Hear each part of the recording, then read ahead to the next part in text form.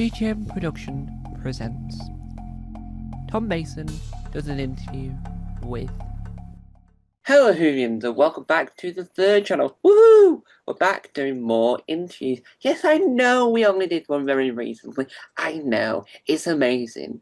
I do admit, because I'm amazing. Not being a narcissist or anything. It's just fact. I don't need to tell myself that. I already know that. And so we're back doing wonderful interviews. We shall crack on straight away because my guest is best known as the co-creator of Not Going Out. It's the one and only Daniel Peake. Hello. Hello. And so we shall start at the very beginning because Julie Andrews said it was a good place to start, and she hasn't been wrong so far. How did you get into the world of writing? Um, so I got into it, first of all, at school. Hmm. That's when I first realized that I enjoyed it and wanted to do it. I think if you want like an origin story, I was thinking about this. It was probably like there was a comic relief day some days back in the very earlier days of comic relief, sometime in the 1980s. And one of the things they did for fundraising was they put out a book of scripts, Hmm. sketches, Monty Python sketches, not the 9 o'clock news, things like that, that you could put on and do a little show. And me and my friends had a copy of this book and asked at school if we could do a school assembly where we presented these sketches for Comic Relief. Teacher said, Jeff, fine, go ahead, whatever. So we did these assemblies for the whole school where we performed these various sketches. And it went down really, really well because it was classic Yeah. material, you know. And I remember afterwards in the corridor, other kids and older kids than us would come up and say, that was brilliant. That was really, really amazing. That was the funniest thing I've ever seen. And they would say, did you write it? And so of course I'd lied and said, yeah, I did. I did actually. And they were just totally wowed. And I really loved that feeling of just having written something really funny. Yeah. But albeit it was bogus because John Cleese had written it or Victoria Wood or somebody like that.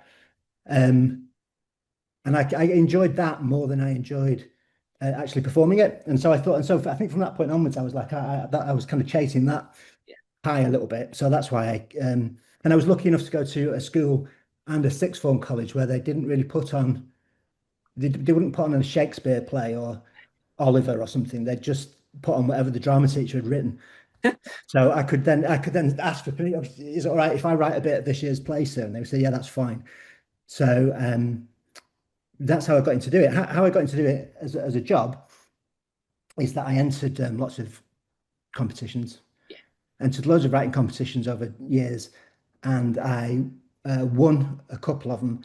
And with one of them, the prize was that they made a pilot show for the BBC and stuck it out, and it didn't lead to anything more, but it meant that I had a writing agent, and it meant that I was kind of in the industry a little bit, you know, and I'd worked with directors and producers at that point, so that's how I got started. Yeah. And you mentioned there about asking to put on a school somewhere. That's probably the only time that's acceptable. Normally it's some girls saying we made a dance off during the break, and that's when it becomes unacceptable because no one wants to see someone doing a horrendous dance before that they practiced 4 seconds earlier. No one wants to see it. They rather see something that's worthwhile than something that's weird. Yeah. I remember we learned that to our class because I think we were a bit high on the success of this comic relief show. And so a few weeks later, we asked if we could do another one, another assembly, which we didn't have any material for. And I kind of vividly remember stepping out in front of an audience of people with literally no idea what we were going to do. It was like an anxiety dream, and it went as badly as you would expect. Um, so we weren't invited to do any more after that. Yeah. And one of the things you worked on that I would say is it's sort of I would say it was brilliant, but then when you find out where it's come from, the source materials and the books it's based on, you think that's a really weird shift from where the books were based to where the UK the TV show ended up being based. But what was it like working on Hank Zipser? Hank Zipser, what a brilliant thing to pick up on. It was good fun. I mean, I'm afraid at no point did I meet Henry Winkler.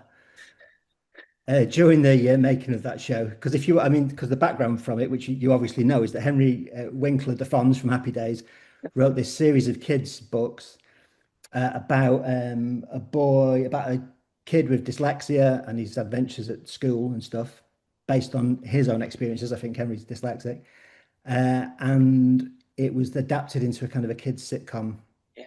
in the UK, in which he starred. He had kind of a cameo performance as one of the teachers, and I was on the writing staff for that. And did I even? Yeah, I did read. Yeah, I read a couple of the of his Hank Zipser novels um, to get into that space, as they say. But as far as I was concerned, they kind of because I didn't initiate that show and I wasn't one of the main adapters. I was just on the writing team. I wrote an episode or two. Um, it was um, it was like any other sitcom, really, any other kids sitcom. Yeah, and because as you mentioned, then you're on the writing team, because it was based on books that were all set in America and more Americanized. Do you think that when you came to write, do you think it became harder to try and work out how to keep it like faithful to the original, but make sure that it represents Britain rather than America? Yeah, I think looking back at it, I think it was a fairly American-y version of a British high school. Uh, it was kind of what would you say, like an aspirational version of high school. It wasn't Grange Hill or Waterloo Road or anything. It was a bit kind of shinier than that. It was a bit more High School Musical than that. Um, so I think there was an attempt to kind of anglicize it, Mm. but also keep it shiny. Yeah, and I do think that when you watch the program and then you compare that school to your own high school, you realise that the school on TV looks a lot smaller than what a high school should look like, and I find that now looking back on it, thinking that is slightly odd that that school looks incredibly small, but it's believed to be higher education. And why do you think that the show became I would say slightly more popular than what the novels were? Because they just it's just got a bigger reach, hasn't it? Telly. I Yeah, think there's more people. There's just a bigger and more ready audience for it yeah. uh, on the TV. I don't really know how successful the novels have or haven't been. Well, it's because I found the novels because the way I view I'm going to call it a franchise. It's not really, but I'll view it as that. The way I Yeah. saw it, I saw the TV show first, and then it took me about I don't know 15, 10, 15 years later before found out there was books, Ah, that's interesting. and because Yeah. CBC was brilliant and there wasn't much else going on. I think by that YouTube, I wasn't really watching YouTube because YouTube was new when I had walked into the world. So it was like TV was the thing still. It was still everyone was still glued to whatever oddness Hacker was doing in the middle of the programs, and so CBC was the thing. And I think what made it popular, from my perspective, that it was beloved, and you could tell that even though there was elements that you probably couldn't relate to, as in Hmm. we couldn't relate to someone wearing a lucky sock trying to play what looks like to be baseball, but probably is rounders. And do you think that? Do you think having it more relatable? Do you think that that's what makes something successful because it relates to the audience that it's targeting? Yeah, I think so. I think so. Also, another thing I remember about that is that the stories I think were quite complicated, but in a good way. That there was quite it was quite fast paced, and there was a lot of turns in it. Yeah, And I think quite often that's the secret, if there is one, behind making those kid shows appealing. It's yeah, just for there to be an awful lot going on, and for there to be a lot of surprises, for the story to be quite dense yeah. in a good way. Yeah, and then swiftly as we transition into the same genre but into a more shinier world that makes me very confused because I get confused. All Seaside places look very similar, but one of the things you also worked on in the same, I'm not going to say same sort of year in the same in the same like decade, shall we say. It was very close together because it was in the if you watched Hanks, if you more likely have stumbled across this one. But what was it like working on what I call the underrated should have ran for longer than it did to All at Sea? I wonder if that's where you were leading up to. Loved All at Sea. And it was at a very similar time. I think I get them a bit mixed up with each other in my head. I remember I was attending meetings for both of those shows at the same time, I think. And they were similar in that they were set, although All at Sea was kind of set in a kind of permanent school holiday. Yeah, If I remember correctly, I don't think they ever went to school. no, they didn't, and that's No, they never ever. Certainly not in my episodes. No, they never went to school at all. It just wasn't about that. yeah, Whereas Hank Zips, 50% of it was. But in other respects, it was quite similar. It was about a kind of the adventures of a kind of hapless young boy, and his misfit group of friends and his parents and stuff. So it was similar in that respect. Um, but I kind of would make the same comment in that what I really enjoyed about it, is that Brian Lynch, who created it, and Connell Orton, who was the producer of it, really, really pushed for it to be, um, just really, really pushed the stories for as many things as possible to happen, for as many surprises to happen as possible, for there to be as many different A, B, and C plots going alongside each other and colliding with each other and resolving each other, all that kind of technical story stuff. And it was a lot more sophisticated in that sense than probably most of the adult shows that I've worked on. Um, and it was, yeah, it had a really funny cast. I agree with you. It should have continued for longer than it did. I don't know why it didn't. But it just was, yeah, it was funny. Something in the DNA of it was funny because, again, I wrote 2 or 3 episodes of it, um, but all the episodes that I watched really made me laugh.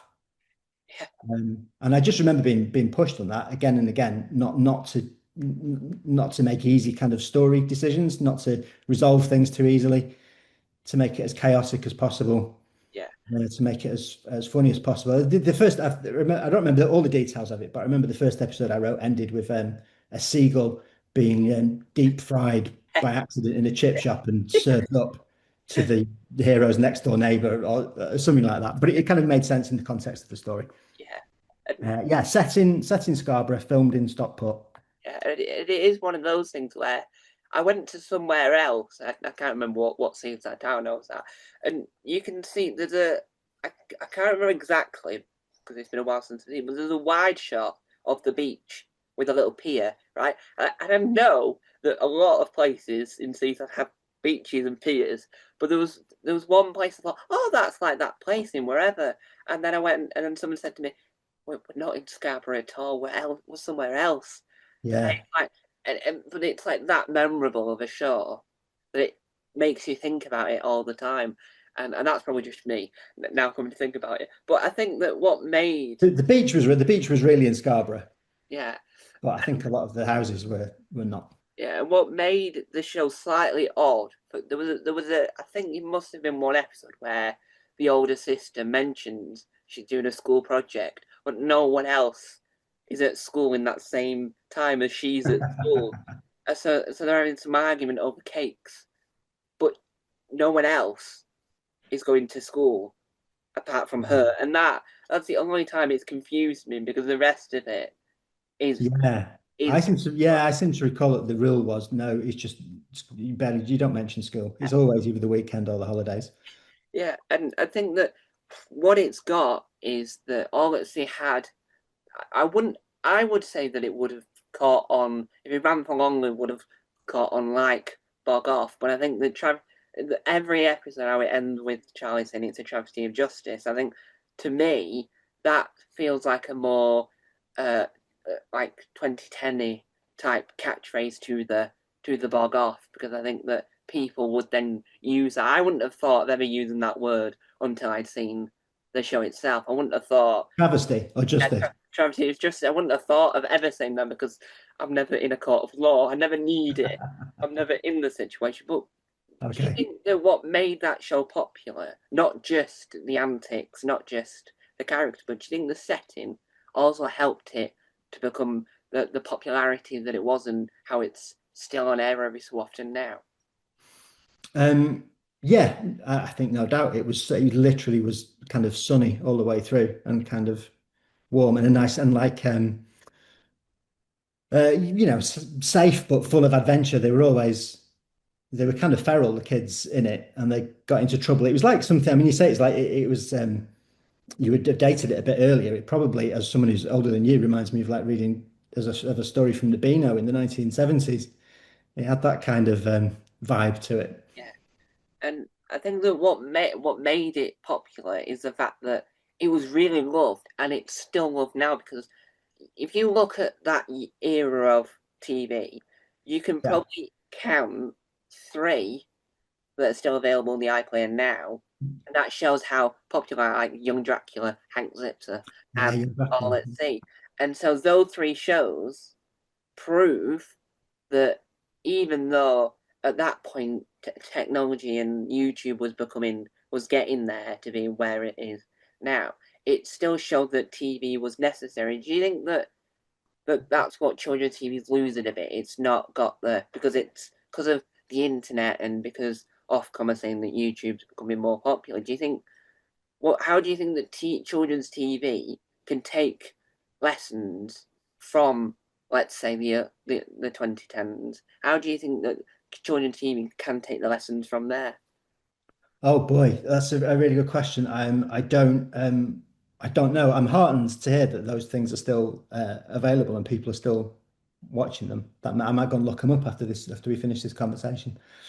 Um, I don't know. The most recent kids show that I've worked on is children's BBC um, sitcom, which again I haven't created, but I've written a few episodes of called High Hoops, Oh yeah, which is for better or worse, I don't know. It is quite like those yeah, shows. I mean, hopefully it's of now and stuff, and it's a show for 2025 and 2026, but it is a half-hour long school-based sitcom show with that you have to pay attention to for 28 minutes with storylines that start early on and develop and pay off at the end that hopefully rewards a bit of closer attention. yeah, Um, but in terms of lessons, I don't know. I don't know. I'm going to resist the temptation to pull something out the back of my head and say it. yeah. To sound like I've got an opinion on that because I'm not sure. I'm not sure. And you mentioned High Hopes, which was brilliant. Because I think that what makes a show work really well is not just having the new kids, the new actors, the ones that are coming up in the industry that are learning on their job. It's also having your well known people like Robert Webb and Izzy Sutton in it because what it does is it says to the adults, you're going to enjoy it because you know them to, but you're Yeah, going to enjoy it because you know that they're really good at their job and they're going to help improve the kids. In each episode, you can tell that the skill of the actors is getting better and better. And yeah, I think that that's what's happening in children's sitcom now is you higher profile actors playing parents or playing teachers to say this is where the adults are going to enjoy it, and then the rest of it is where the kids are going to enjoy it. And do you think that's a positive step for children's sitcom because you know that children aren't the only audience watching the program? I guess so. I guess so. I know it's helpful. Well, it's helpful in that those actors are really good and they're really funny, but also it just helps to promote it a little bit more. I mean, I know people who would not have probably watched High Hoops because they're not kids and they don't have kids, and it wouldn't have been their first choice of show, but because Robert Webb was in it, Yeah, they did watch it and yeah, and hopefully enjoyed it. I've seen a couple of clips of the series that they're making at the moment, and I think Johnny Vegas is in it, and Pauline McLean from Father Ted is in it, and I think a few other people. So I think they're pushing forward with yeah. that. Yeah, and there was another program that is in its spin-off worlds at the moment called So Awkward, and that had its element of the parents of the main kids. Apart from the fact that one of the main kids' actual parents was Rodney from Oliver and Horses, but the parents in the show, different generations would know them from different programs. So you had Duke from Tracy Beakers, who had Section, people would know that, and then you had the woman that played Sophie in the second iteration of My Parents Are Alien. And then you had the dynamic of they're the kids, and one of them, the father's a well-known actor. You know that he's going to be really good at his job because his father's excellent at his job. But you know that the adult actors are going to be able to seep in and use their comic timing. And I think Mm. that's what helps children's sitcoms, because people would judge them as being this really cheesy, silly thing. But I think that as a country we've nailed it on the head. Do you think that's a positive thing, that it shows that we as a country we can make excellent sitcoms, not just for the family and the adult, but we can make them for the children as well? Yeah, yeah, I mean, definitely. I mean, I think I don't really draw much of a distinction between the adults and kids sitcoms. The adult sitcoms that I enjoy tend to be the ones that are more accessible, are more sort of family friendly ones. Yeah, Um, anyway, and so, and from the point of view of writing them and being involved in the production, there's not really any, apart from some restrictions of subject matter, there's not really any difference yeah, at all. yeah, And so, yeah, I think it's great if it's not just kids who find themselves watching them. yeah. And moving away slightly from the sitcom for a moment, and one of the things you've worked on that you would watch it and go, "What on earth is going on?" And then when you, that's from the trailer alone, you would question the sanity of the program. But when you watch it, you go, "I can sort of see what's going on here." What was it like writing additional material for the puppet game show? Oh, that was exciting. That was a different process to anything that I'd done before because that show, again, just to fill, obviously you know what it is, to fill in what it was. It was a Saturday night BBC One shiny floor game show. Well, it's called shiny floor, but you didn't really see the floor because the most of the cast didn't have feet. Um, in which was hosted by Muppets as the puppets because it was the Henson Company did the puppetry bit of it. And it was a game show, but where the contestants were celebrities, the hosts were puppets, and it was part game show and part a la the Muppet Show, part backstage shenanigans where you see the gang of puppets trying to put the show together. Um, so yeah, it was a hybrid of lots of different things. It was a game show that had to be a proper. There are rules as to how you do game shows. So the the games had to be kind of legitimate and work and so on. It was a kind of a celebrity show. It was a Saturday night show, and it was a sitcom with puppets in it. Um, so the process of doing that was as sort of chaotic, I suppose, as it sounds from the description of the show. Um, in that it was all it was yeah, it was nearly all team written as I recall, and team written normally means that you have a meeting with lots of other writers and then you go away and you do your bit Yeah, on your own or with a partner. Whereas I remember a lot of this was literally team written. A lot of the time 10 of us sat around a table and wrote most of the scripts, if I recall correctly. It was a while ago. um and it was good fun because we were creating it from we didn't create the format, but we were creating those characters from scratch and feeding in ideas for what the games would be that they would play and writing the comedy sketches. Yeah, it was a bit mad. And it never, I mean, it only that was never recommissioned for another series, so obviously um it wasn't successful in those terms, which is a shame because it was fun to do and it was different. yeah. But I believe Saturday night TV is a harsh environment, and if you don't succeed straight away, you don't get a second chance. And it didn't succeed straight away, so that was the end of that. And you describe it as a shiny floor show. My only issue with the word shiny floor is that I don't know how, if it's true, but I don't think 9 out of 10 of these shiny floor shows have actually got shiny floors. There's probably more dirt on the floor than you really actually think. But do you think that it was more harder to write than you would say other things you've written for, because it's not just one genre, it's multiple genres? Do you think that that made it more of a harder process because you had to think about multiple different elements. Yeah, you did have to think about multiple elements, and because it was a brand new show, I think we still hadn't totally worked out what it was, and how much the stories, how much each of the characters' little narratives of the week were important, or how much they were just kind of background to the game show and things. So it was, yeah, it was probably perhaps it was a bit more difficult in that respect. I guess I probably felt a bit less sure of, a bit less confident of what I was doing, put it that way, Yeah.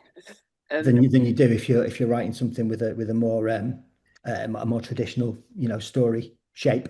Yeah, and talking more about it in a broader sense of what what the style really is. Why do you think there's not enough?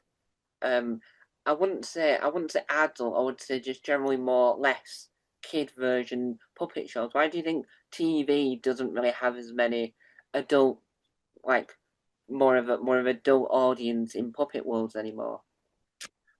Um, I don't know. Did it used to? I suppose the Muppets Yeah, yeah. did. It's like you would see more puppets on like family adult TV than just on a children's program, like The Mongrels as a very good example. Being you, Yeah, I was going to say I've worked because I wrote quite a few mongrels. yeah, Um, so I've worked with puppets quite a lot, I think, during my career, but not lately. So what I think it's a while. Yeah, it's a good few years now since I've worked with a puppet. yeah, I don't know. I mean, I love them. I'd love to see more puppets on the TV. yeah. Because I know that Let me theme you. the only puppet show I can think of that is going to be on TV after spending 3 years must be in a bunker somewhere. The footage, but they're doing Channel 4 are doing a show called The Really Rude Puppet Show where puppets are reading out hilariously rude stories that members of the public have written about certain celebrities doing certain things that children definitely should not be watching because it's probably on like 10 or 11 and you've got Mel Gedroy just in the middle of it going, this is probably the weirdest thing I've ever witnessed. Like the cast, like Muppet style puppets just being incredibly rude to the point of you're not too sure if you're really enjoying it. And with the mongrels, was why do you think that became really popular? Um, it's well, I don't. I mean, it's nice that you say that. I'm not sure how popular it was because we only made two series and we're raring to go to make some more. But BBC Three had other ideas. Um, I think it had quite. I think it had an appreciative. I think it had a very appreciative audience who perhaps wasn't that massive. Um, and it was. Um, I don't. Why was it successful? I don't know. It was. Do you know what? It looked really beautiful. Yeah, I mean, those puppets were gorgeous. Although the set was kind of fairly scuzzy, it was set in the backyard of a pub for the most part, and there was lots of litter and mess around. Um, but even so, they looked beautiful, and the puppetry, the way they moved, the way they reacted, it was gorgeous. I think that had a lot to do with it.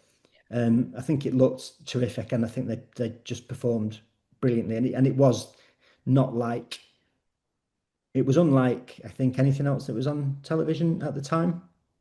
yeah, because I don't think there was nowhere else you could see a bunch of puppets taking the mickey out of the British Empire because not many people would have remembered the British Empire at that point anyway. So it made it more unique in the sense of it was puppets taking the mickey out of sitcom. Then first of all, they would chose a sitcom that 9 out of 10 people probably wouldn't remember Chris Barry out of at that time because obviously Red Dwarf was still the popularity for him. So I think that doing that showcases that because a program like the British Empire is more popular now than it once was. Yeah, Don't ask me why. yeah, I don't know why it's become popular all of a sudden, but you can tell that sketch has gone stratosphere. So more people now know of that mongrel sketch than they would have done before because more people understand the reference. Do you think that's a good thing that everything comes in a cycle? So eventually, people then will know the jokes and they'll understand them a lot more. Do you think that's a good thing that these things exist? That's a nice thought. It was one thing that was enjoyable about Mongrels is that it was kind of it was probably marketed as being quite, sort of edgy and anarchic and dangerous and stuff. But I think most of the people involved in making it were real kind of geeks for traditional old-fashioned comedy, which is why our references were things like that. Um, and we were allowed to be quite niche with references to things. Um, and yeah, that was at a time when things weren't being recycled in exactly the same way online. So yeah, it is nice if things like that have had a life afterwards. Yeah, because people and because the British Empire, because Chris Murray is now equally as known for Gordon British as he is Arnold Rimmer. People me included, I'm not doing my own horn or anything, but people are creating like podcasts for the show, and then because of that, people then seeing the show in other shows. So having that having the mongrels be the thing, it's I think that's the most common outside of British clip you would see. So if you would search up the British Empire parody, Right. I think out of the ones that exist, the mongrels would come on top because it's unique and it's funny. And do you think that helps having something that, even though in the past there will have been parodies of all these things like Acorn Antiques and whatnot, the parodies exist in that sense. But do you think doing it as puppets helps to make the parody not only funny but also unique in a sense of no one else will have thought to have these dog type creatures represent humans? It probably does, yeah, it probably does, and it makes it a little bit timeless as well because it's not being played by an actor who has aged 15 years in the process, and so you can't tell. Maybe if you look at a clip from Mongols, maybe you can't tell it's from 2010 or 2011, when it is, yeah. Because then I've just remembered now that you mentioned it. There was we did quite a lot of Little Only Fools and Horses bits as well. We recreated the dropping the chandelier bit and the Del Boy falling through the bar. We did all that stuff with the foxes. Perhaps perhaps it looked less. Well, it looked less of a lazy copy because it was so beautifully, Yeah. meticulously recreated through the medium of puppet foxes. Yeah, and I think that's what makes puppets more interesting is that you can do a lot more with it. Like with audio drama, you don't have the visual and radio comedy, you don't have the visual, and you can do a lot more with puppets. Even though there is some restriction, you can do a lot more because the puppets are a lot more able to. You're able to shape it into this instead of having an act have to be this certain thing to be able to make that work. You can do it as a puppet because you can either create the puppet itself to do it or you can utilize what you've got. And you think that's what makes that more interesting because even though even though you're not using human actors, you've got more scope to make things more niche.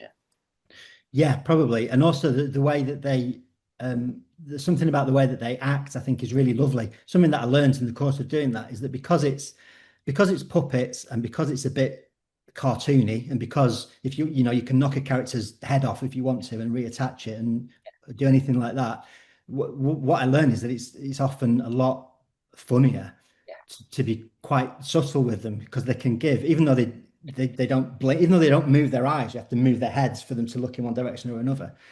They can still give an emotional performance yeah, that's really nuanced. And because it's a ping pong eyed puppet doing that, it just makes it funnier.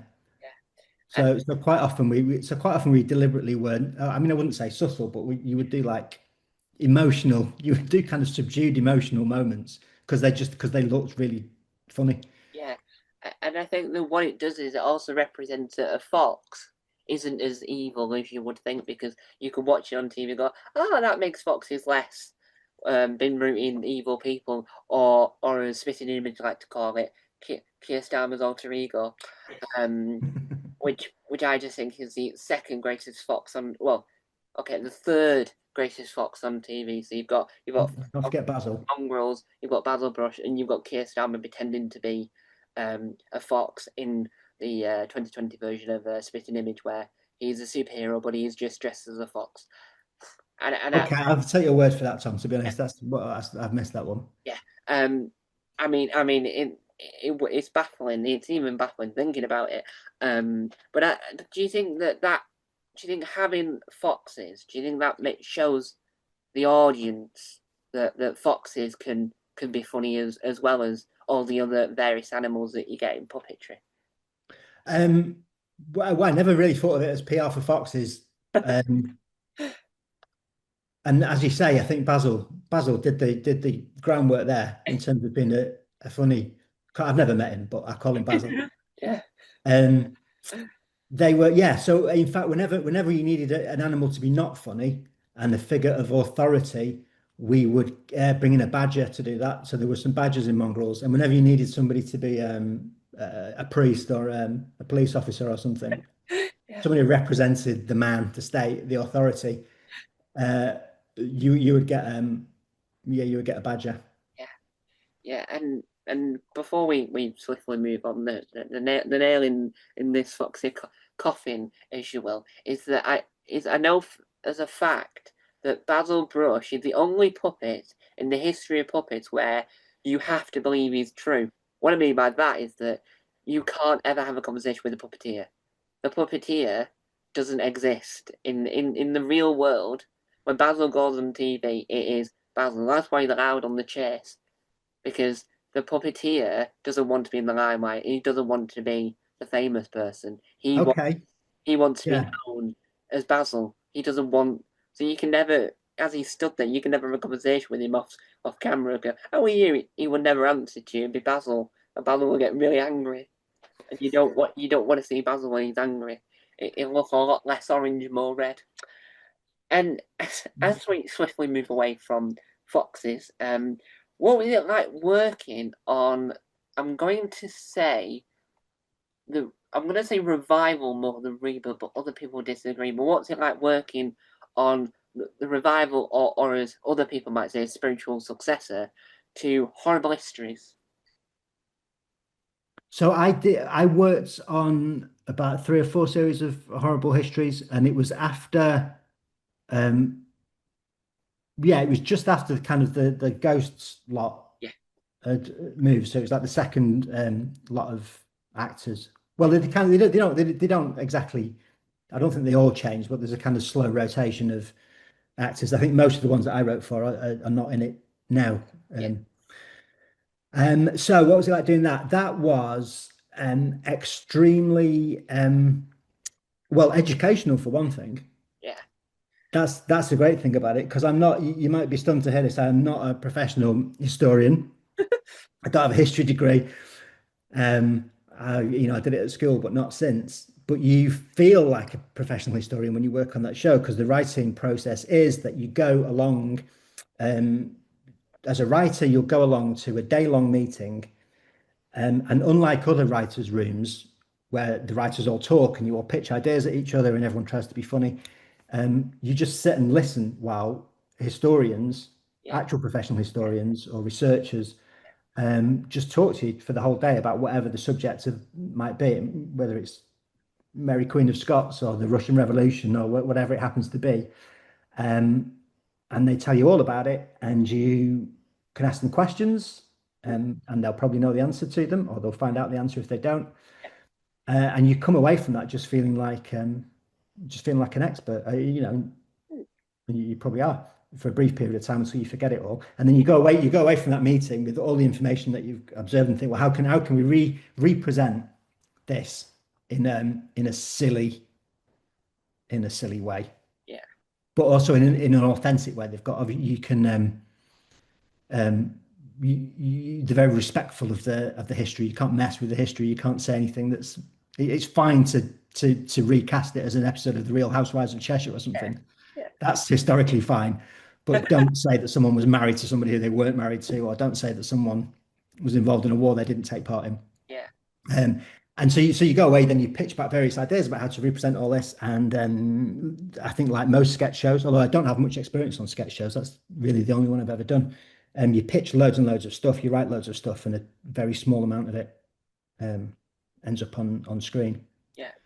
Uh, Yeah, and you mentioned the idea of you've got your experts in TV, the people that know what they're doing in the writing department, and then you've got your experts, and what that reminds me of, and what you can sort of take away, that it shows how important that Horrible History still is that when the I don't know how much you know this, but in the history of Sesame Street, it's a similar thing where one side you've got the writers that know how to write this type of like TV, and on the other side you've got your teachers, your education, yeah, your high board people, and all the people that make sure it's as accurate. And I think that that shows that even though the show, for me personally, is very entertaining, you can tell that it's still you're learning without realizing you're learning. And I know that I don't know enough about the audience for the newer cast because the audience are probably still young, but I know that the older cast, like the people at my age, are slightly below and above. The, a lot more people are now into history because of Horrible Histories. Not just the books will have had its own world, and then Hmm. the audio books that were also brilliant, but they were in their own world. Do you think that the reason why the TV show is so successful is because you're learning without realizing you're learning? You think that's what makes that special because you don't know you've just learned a load of facts? Yeah, I think so. And because that hit, I mean, it's just speaking for myself, the history is uh, it is fascinating. It is really, really good. And I think once it's kind of snuck under the radar a little bit and you've learned something by mistake, you can kind of get a taste um, for finding out a little bit more about it. I don't know, like the younger people that I know, which is like my kids and my nieces and nephews and stuff, seems to know an awful lot more history at the age of whatever 14, 15 they are now than I did when I was their age, a much sort of broader range of history as well. Yeah, And that is, I think partly that is down to horrible histories. I mean, the fact that so many kids can do the entire chronology of Kings of Queens of England yeah, because of that song. I can't do that, and that song's from before my time as well, actually. But I know that a lot of young people could just know the whole succession yeah. And from 1066 because of that or yeah, before. and what makes it weirder about that is that when you then look at it online, there is people that are willing to play the song and then just say it at the same time, and you're going, I, I like Horrible Histories, but I think that's pushing it slightly. That's a little bit obsessed. Yeah, But yeah. but I think that it shows that it's successful, and I hope that Horrible Science, which is its spiritual successor, will do the same because it's the same team that do the current batch of Horrible History, but it's their That's own. right. Yeah, I've not. I must admit, I have not seen it yet, but I know one or two of the people Yeah, who wrote on it. well, So yeah, it's their own thing. And what will be good for that is that they've not got the whole Horrible History. They've not got that element of panic that the older people might try and say, no, it's not as great as it used to be or whatever. And I think that that's what helps them is that they've got their own thing and that they'll have their own thing that they know they don't have to compete with a cast that have now gone on to do other things. And do you hmm. think that what makes Horrible Histories still popular? Do you think it's because of the fact that it still fits in with what it used to be? So it's the format hasn't really changed. The actors may have swapped, and you might not like the odd person that's playing certain roles because you've got the idea of what they should look like. But do you think that it's the fact that it's not changed format wise? You know what makes it you It still popular? probably, yeah, I think so. And I think I'm not sure about this, but I think when people are watching them on iPlayer, then it's not people aren't always conscious necessarily of which is the most recent series or which episode came out this week and which one is from a couple of years ago, and so on. I know when I first started writing on it, the format changed a little. I don't know if you remember that it used to be a jumble of all different periods of histories, and they do a Rotten Romans bit and then a whatever terrible Tudors bit. And either the first or second series I wrote on were more focused. Like there was a whole episode about Oliver Cromwell and a whole episode about Henry VIII or whatever. Um, and and then after that, there was a whole episode that was themed on artists, great artists across the years, or the history of Russia. So it has been through some changes, I suppose, but not many. I mean, it's still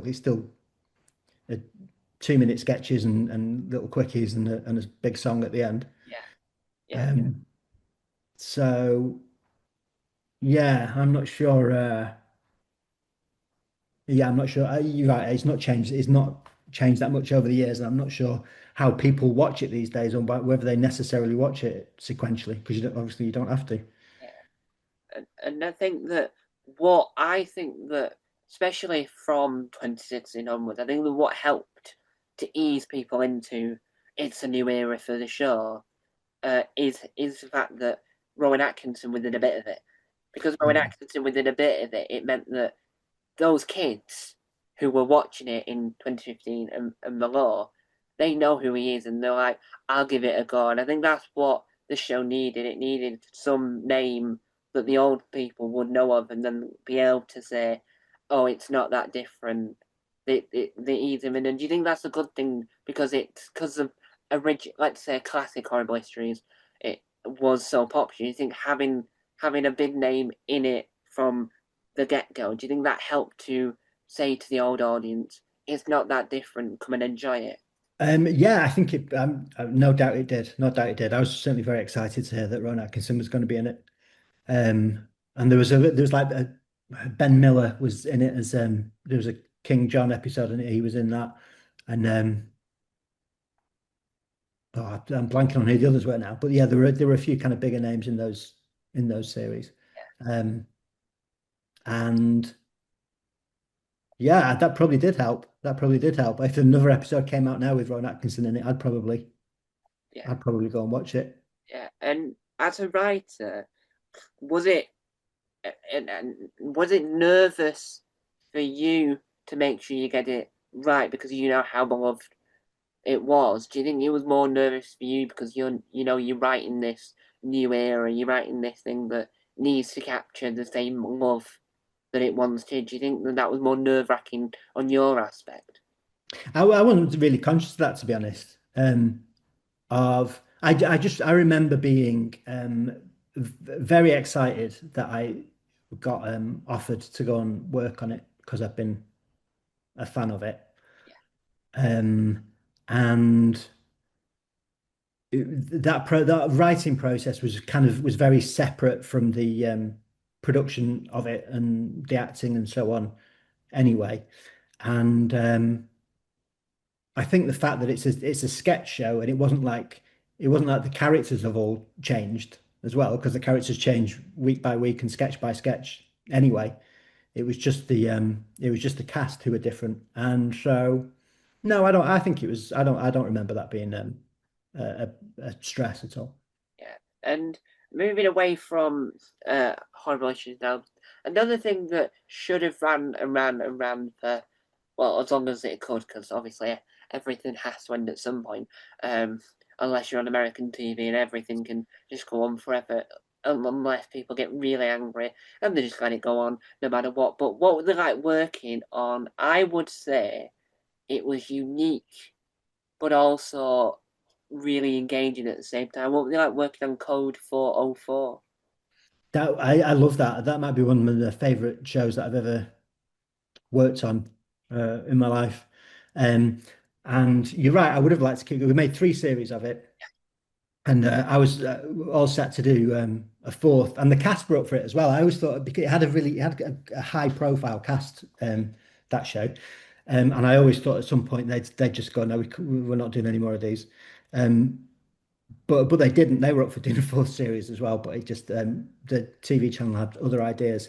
So that was loads of fun. And in contrast to some of the other shows we talked about, that was one where I was in from the start. I was the only writer of that show, Yeah, um, and it wasn't exactly my idea in the first place, but I was kind of did most of the development of it, and so I kind of I had felt like I had ownership of those characters and those stories.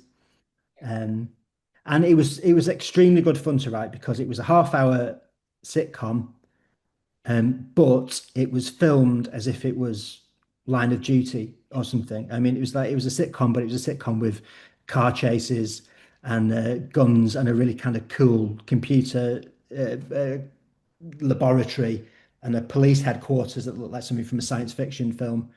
Um, so I don't know what to say. It was just a blast all the way through. It was a super enjoyable thing to write on and And to write for really great actors. Stephen Graham, Daniel Mays, Anna Maxwell Martin. Richard Gadd was in it, who left, and his next job after that was to do Baby Reindeer for Netflix and become the most famous man in the world. Um, and it was a show where we were pretty much allowed to do whatever we wanted. yeah, Um, in terms of to be funny in the whatever way we wanted to be, and there was very little editorial stuff came down from the channel. Um, I don't know what to say. It feels like it's quite a bland thing to talk about because it was so positive. It's always more interesting to talk about things that were nightmarish and where everything fell apart and people didn't get on well with each other. But it was fantastic. I'll be lucky if I ever get an experience like that again yeah. in my career, really. And do you think that because you had the type of people that have been in those shows that you're trying to emulate, do you think that that's what made it feel more natural than over comedy? Do you think that that what helped make it natural because you know that Anna Maxwell Martin has appeared in stuff like Line of Duty, and you think that Yeah. you can There sort was of tell that that's their realm in a serious way, but you know it's comedy. Do you think that what made it feel more natural? Yeah, definitely. So the three principal actors, which is her and Stephen and Danny, had all been in Line of Duty. Yeah. And honestly, part of the research and writing process for Code 404 for me was just to sit down and watch Line of Duty. And every time something happened that was every time some piece of drama happened, it was just to kind of make a note and say, well, how could you turn that upside down, or how could you sort of represent that in a way that was funny? And what was great about those actors is that I mean, they're really funny actors. They're really good comic actors, and part of the reason is that they played it very, very straight Yeah. indeed. And you mentioned there about watching Line of Duty, writing down anything that happened, and it reminds me there's a Australian sketch where they take the Mickey out of Vera and call it Vera in 45 seconds, where they work out who's done it and the person just confesses.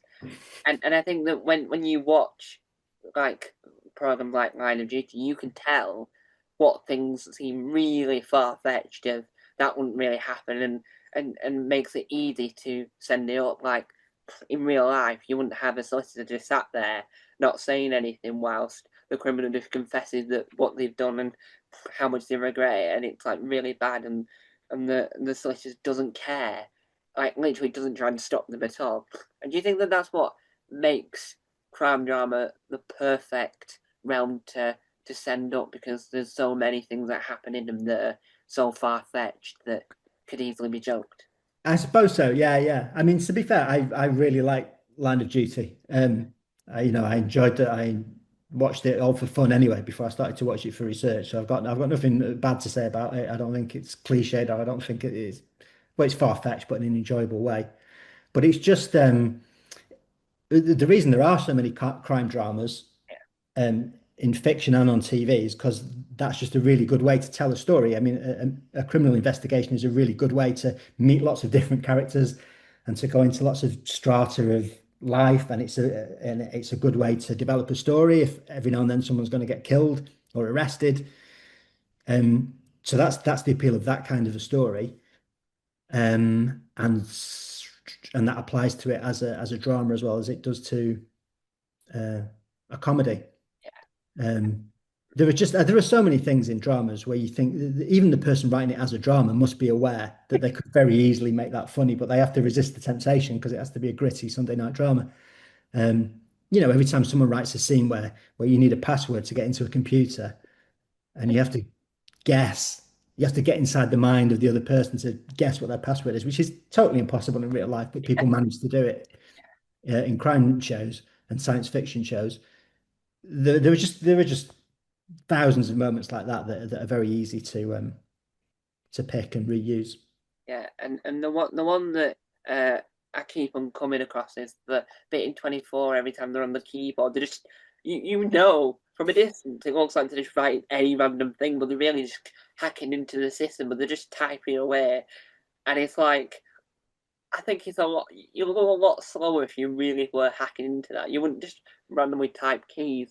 And and as a this is gonna be like the greatest segue I've ever done in my life, but when we talk about Line of Duty, and that brilliant comic relief sketch that Liam acted where Oh he yeah. pretended he was A and that sends that up, and I think that sums up Line of Duty in a comical nutshell. Is that they'll just accuse anyone as being A, and you could just do this dramatic things, and it would work so well.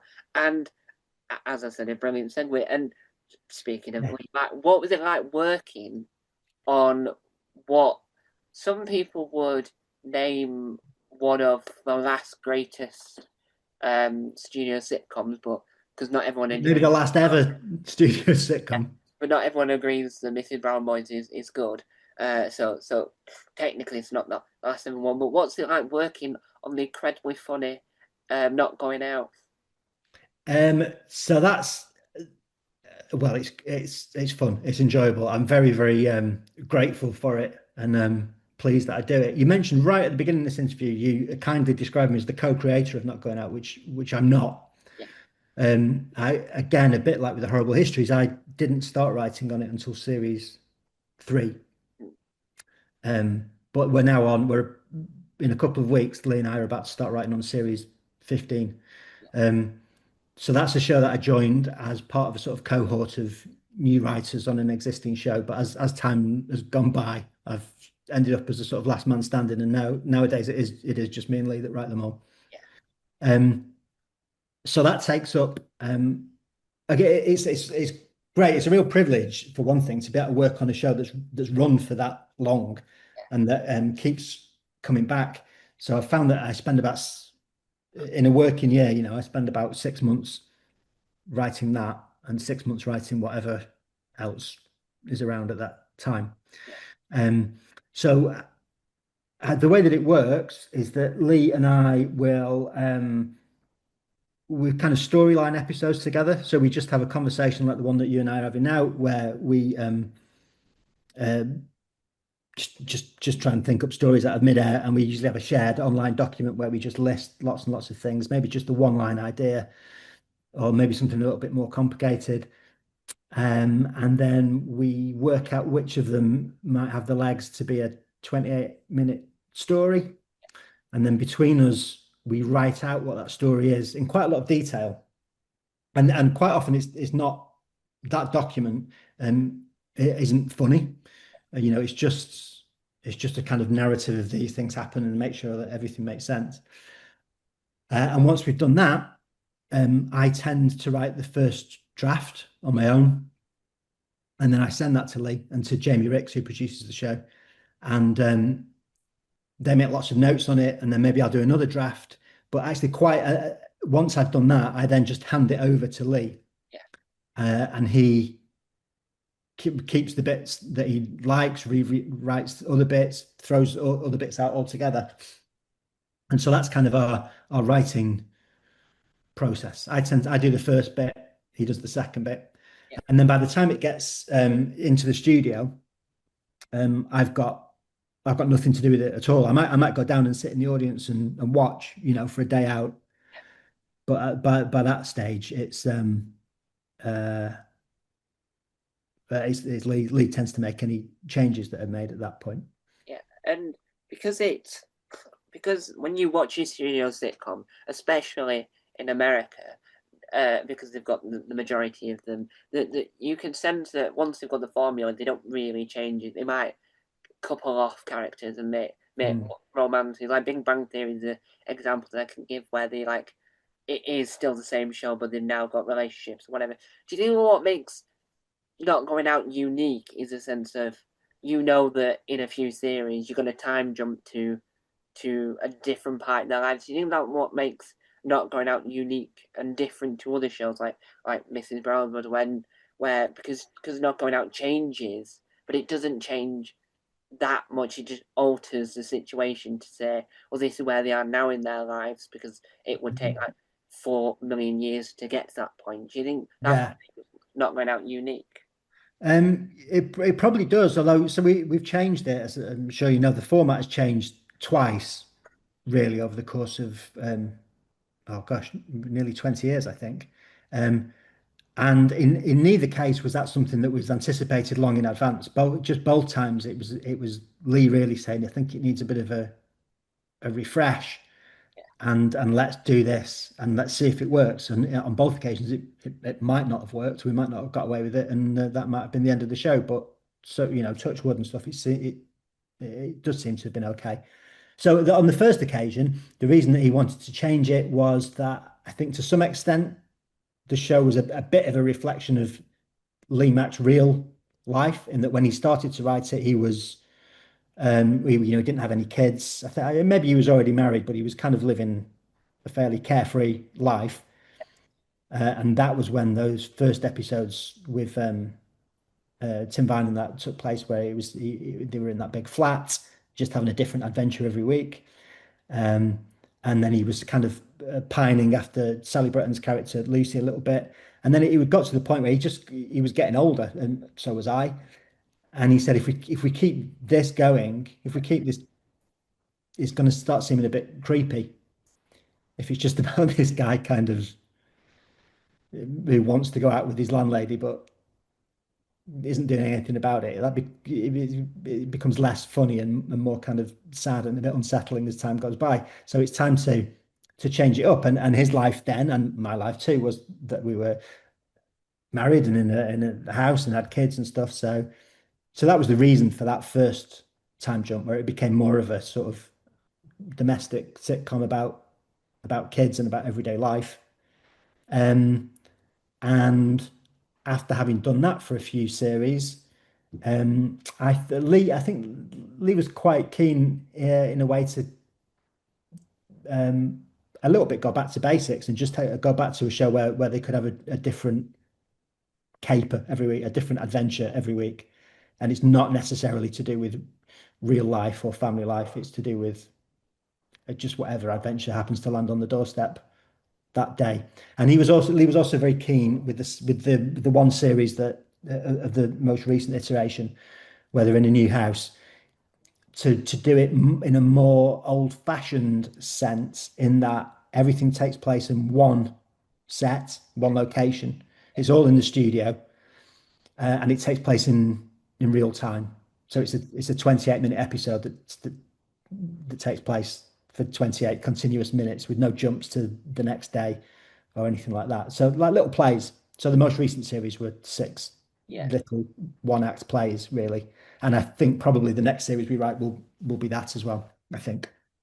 And with having the latest series out, and I know the show's technically, that you can probably argue with it, but technically not topical. Do you think having the Oasis episode was a good thing, because it might not represent it exactly what everyone was thinking, but it represented what a large majority of that BBC One at 9:30 audience would have gone through a year prior. Do you think that helps to sort of say, well, yeah, this might be slightly different to the last time you saw the show, but it's still the same sort of thing, and you still recognise yourself in the character? Do you think that was a good thing to do? I think it was actually, and I think it was we were fortunate, or someone made a good decision in terms of timing for when that episode was broadcast. So when the reason we wrote that episode is simply because when we were sitting down to write that series, it was that week when the Oasis tickets were released,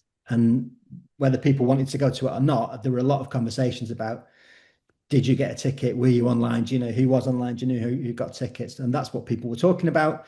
And so as lazy writers, that's what kind of bubbled to the surface as a possible episode story. And what we were worried about was the possibility that maybe a year would go by and everyone would have lost, people wouldn't really be talking about it anymore. It might be a bit of a damp squib. Or what if something happened and those shows all got cancelled? Or what if they announced the 100 dates and it wasn't an issue anymore because everybody who wanted a ticket could get one. There's all kinds of things that could have happened to kind of derail it.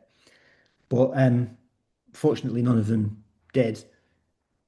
And the episode went out the week that those concerts started. So I suppose it did make it feel, for a show that's been on for a lot of years now, it did make it feel a bit contemporary and kind of remind you that it wasn't a 20-year-old repeat.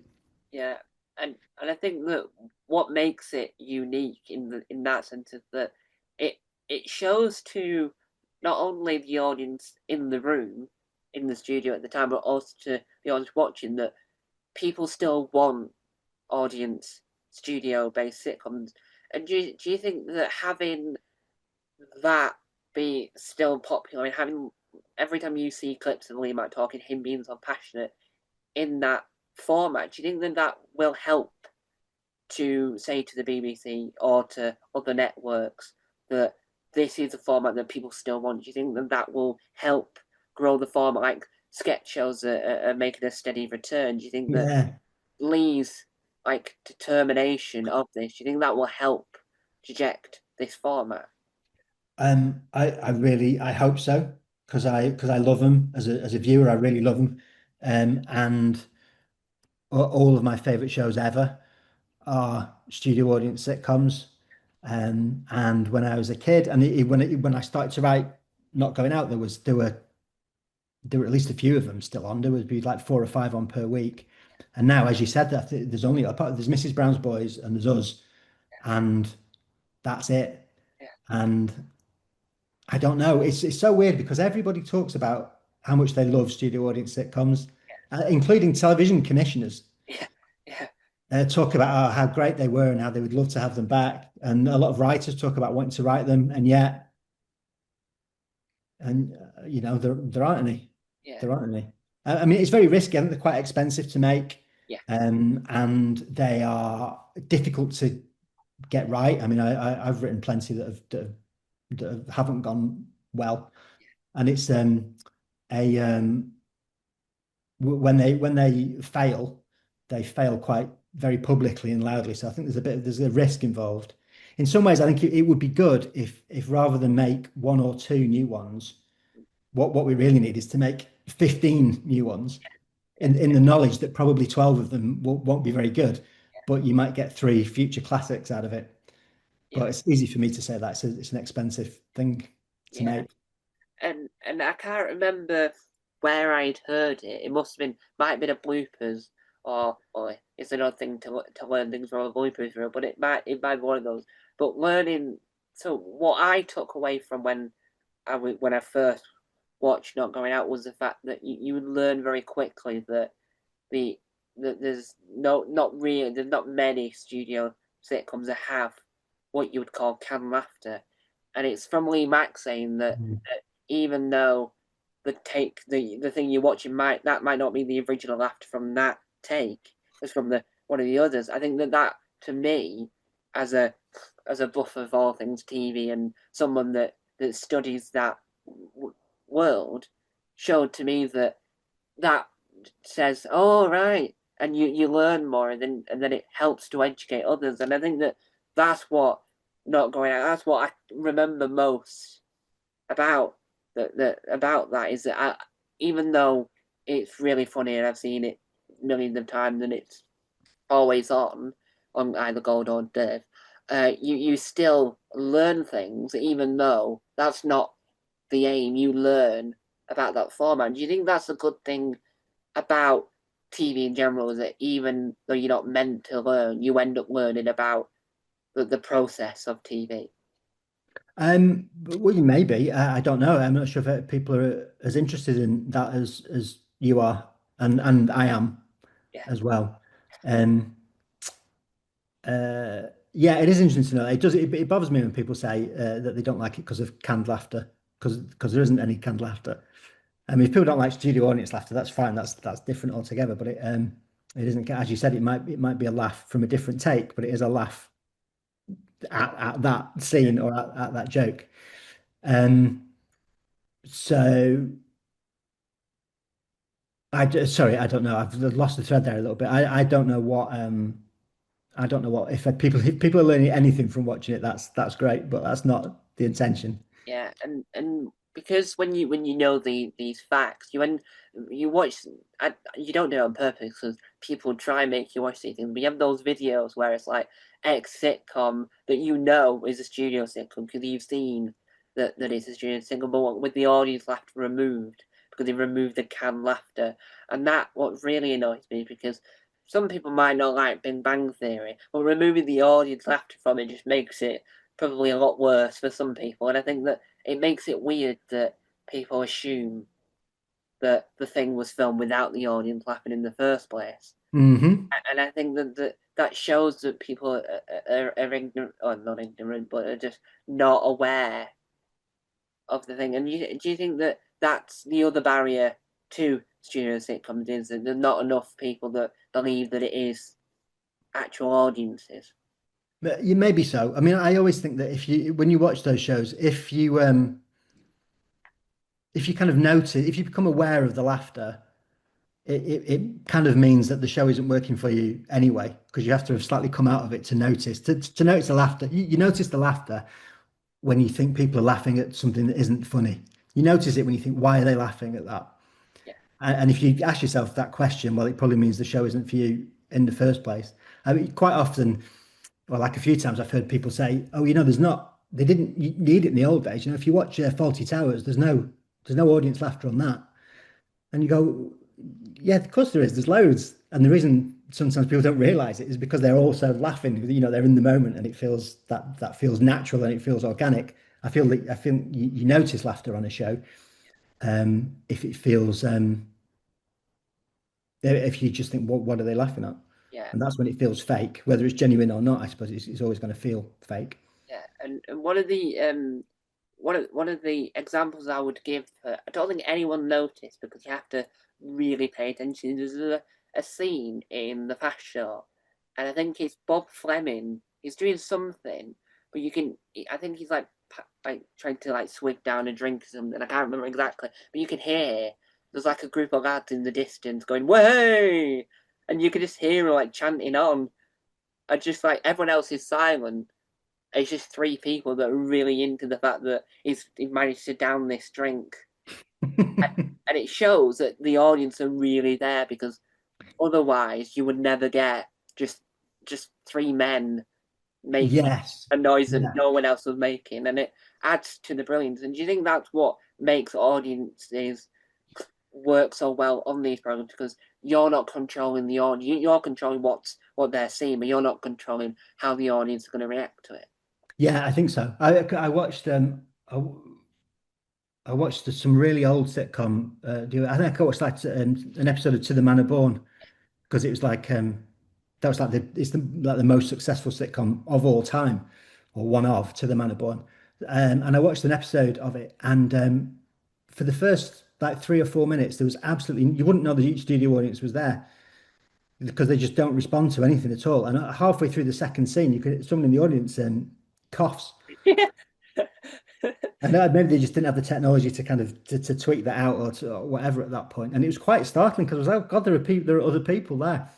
And then just because of that show had a different pace and different times and stuff. And after a while, it warms up and the audience get really into it and they loved it. It just went 5 minutes without them responding at all. And yeah, I loved that. I thought that was great. Yeah, and you can see that there's a documentary. I think it's only Fools and Horses, but it's where when you watch the original version of this episode, it didn't work. The audience weren't really engaging with it. But then when they re-edited it and took it to a cinema to get new audience Yeah. feedback, you can see that it worked a lot better because they recut it and re-edited scenes, and I think that shows that audience when having an audience there, you can sort of see if the material works. Like that's why you probably get a lot more theatre actors involved in these things because it relates so much to that background. And do you think that's why the format became successful? Because there's that one with Derek Jacobi and Ian McKellen called, I think it's called Victorious, or something. Vicious. Vicious, that's it.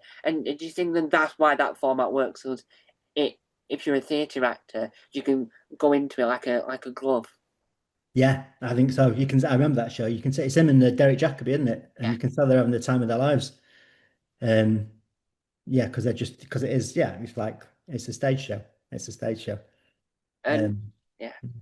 And moving away from TV slightly, but one of the other things you do as a writer is you write books. Where did the idea for your children books come from?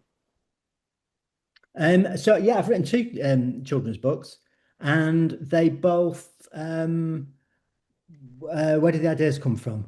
So the first one is this book called Little Horror, which is about this little girl, very little girl. She's like 1 year old, and she's but she's got the intelligence of a teenager. Hmm.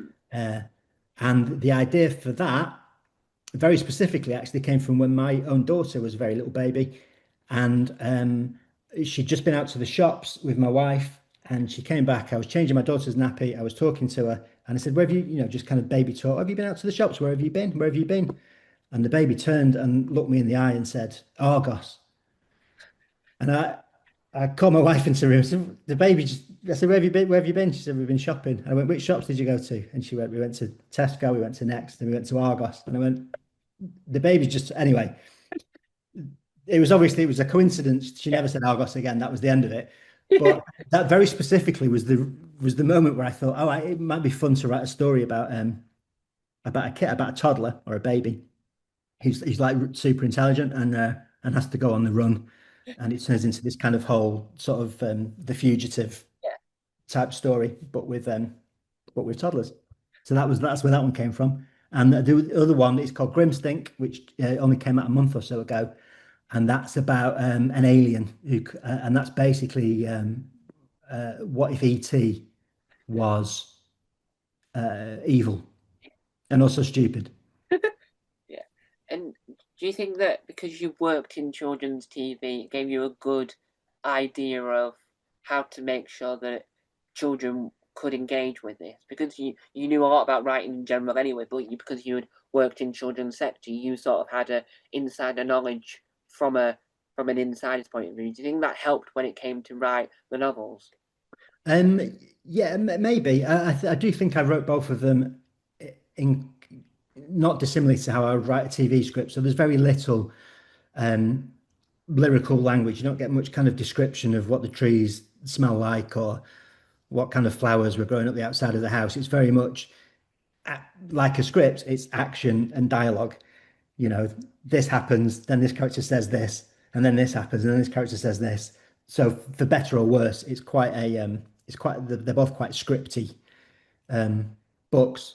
Yeah. And what I took, I guess, from writing for kids TV is just to go as quickly as possible, and not hopefully not let anyone get bored or drift away, and to put a surprise on every page and things like that, things Yeah. like that. And so, as we've got to this point in the interview, and a lot more people now know you, what without what you the best way to word this is, I know there's a lot of NDAs knocking about these days, and NDAs are like here, there, and everywhere. But what upcoming projects have you got that you're excited for people to engage with that you're allowed to talk about? Well, so the only one I'm probably allowed to talk about is that in a couple of weeks' time, I'm going to get on a call like this with Lee Mack, and we'll start writing series 15 of Not Going Out for 2026. Um, Aside from that, I've got three. I think I've got three other things on the go, but the reason I wouldn't talk about them isn't because I'm sworn to secrecy. That is that there's like most projects, they might well amount to nothing. Yeah. So I'm writing a sitcom, a kind of family BBC sitcom. I'm writing something a bit more dramatic for Sky, and I'm writing on an animation project. Um, but there's a good chance that all three of them will end up in a waste paper basket in a commissioner's office somewhere. So the only one that I'm pretty confident will be on TV is more not going out. And without giving away your home address, where can people track you down online? I've uh, I've not got much of an online presence, but on all the normal social media things, I tend to be at I Daniel Peak, like a little I Daniel Peak with Peak is Peak. Yeah. So if you'd like to follow me on Twitter or Instagram or something, that's where to go. And so there we have it. Another excellente, brilliant, wonderful, superb, excellent, and fandabidozy interview.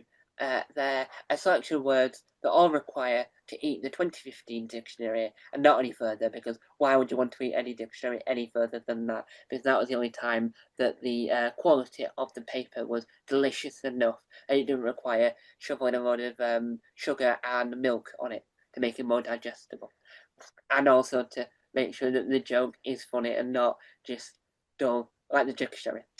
Thank you for letting me interview you. Oh, thanks for having me, Tom. I really enjoyed that. Yeah. And thank you guys for watching. And remember, no, I've forgotten.